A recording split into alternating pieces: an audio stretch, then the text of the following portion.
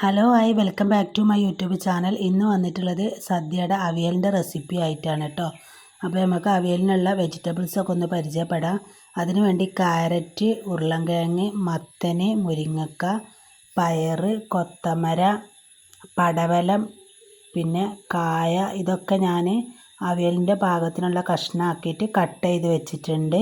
ഇനി ഇതിലേക്കുള്ള അരപ്പ് തയ്യാറാക്കി വെച്ചിട്ടുണ്ട്. തേങ്ങയും മഞ്ഞളും ചെറിയ ജീരകവും പച്ചമുളകും കൂടി ഒന്ന് മിക്സിയുടെ ജാറിലിട്ടിട്ട് ഒന്ന് ചതച്ചെടുത്താണ് കേട്ടോ.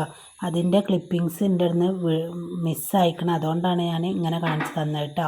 അപ്പോൾ നമുക്ക് അവിയൽ ഉണ്ടാക്കാൻ വേണ്ടി തുടങ്ങാം. ഉരുളി അടുപ്പിൽ വെച്ചിട്ടുണ്ട്. അതിലേക്ക് 2 ടേബിൾ സ്പൂൺ വെളിച്ചെണ്ണ ഒഴിച്ച് കൊടുത്തിട്ടുണ്ട്. വെളിച്ചെണ്ണ ഒഴിച്ച് കൊടുത്തതിന് ശേഷം വെജിറ്റബിൾ അതിലേക്ക് ഇട്ട് കൊടുത്തിട്ടുണ്ട്. ഇനി ഈ എണ്ണയിൽ കിടന്നിട്ട് വെജിറ്റബിൾസ് ഒന്ന് കുക്കായി വരണം. നമ്മൾ വെള്ളമൊന്നും ചേർക്കേണ്ട ആവശ്യമില്ല. ഇതേ രീതിയിൽ തന്നെ ഒന്ന് കുക്ക് ചെയ്തെടുത്താൽ മതി. അപ്പോൾ നമുക്ക് ഇതിൽ ഇനിയും ഒരുപാട് വെജിറ്റബിൾസ് ചേർക്കട്ടെ. ഞാനിപ്പോൾ ഇത്രേ ചേർത്തിട്ടുള്ളൂ. ചേന അങ്ങനത്തെ ഒക്കെ ചേർക്കാം. ഇതിലേക്ക് ആവശ്യത്തിനുള്ള ഉപ്പും കൂടി ഇട്ട് കൊടുത്തിട്ടുണ്ട്.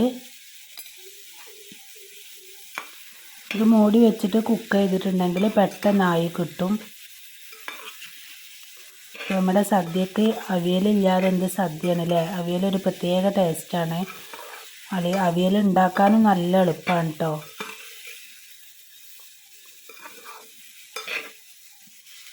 അപ്പോൾ ഞാനിതൊന്ന് കുറച്ച് നേരം ഒന്ന് മൂടി വെച്ചിട്ട് കുക്ക് ചെയ്തെടുക്കട്ടെ. അപ്പോൾ ഇതാ മൂടി തുറന്നപ്പോൾ തന്നെ നമ്മുടെ അവിയലൊക്കെ ഏകദേശം ഇവിടെ റെഡി ആയിട്ടുണ്ട്. മുരിങ്ങാക്കായൊക്കെ അത്യാവശ്യം ഇങ്ങനെ കുക്കായി വന്നിട്ടുണ്ട്.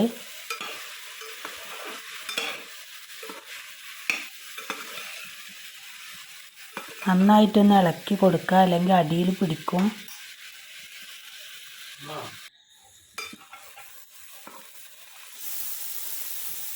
ഇത് കുക്കായതിന് ശേഷം ഞാൻ നമ്മുടെ അരപ്പ് ഇതിലേക്ക് ചേർത്ത് കൊടുത്തിട്ടുണ്ട്. എന്നിട്ട് നന്നായിട്ടൊന്ന് മിക്സ് ചെയ്തെടുക്കുക. ഇനി ഇതിലേക്ക് നല്ല 1/2 കപ്പ് നല്ല കട്ടിയുള്ള തൈരാണ് കേട്ടോ ഒഴിച്ചു കൊടുക്കുന്നത്. അധികം പുളിയില്ലാത്ത കട്ടിയുള്ള തൈരാണ്, ഓവർ പുളി പാടില്ല. ഇനി ഇതെല്ലാം കൂടി നന്നായിട്ടൊന്ന് മിക്സ് ചെയ്തെടുക്കണം.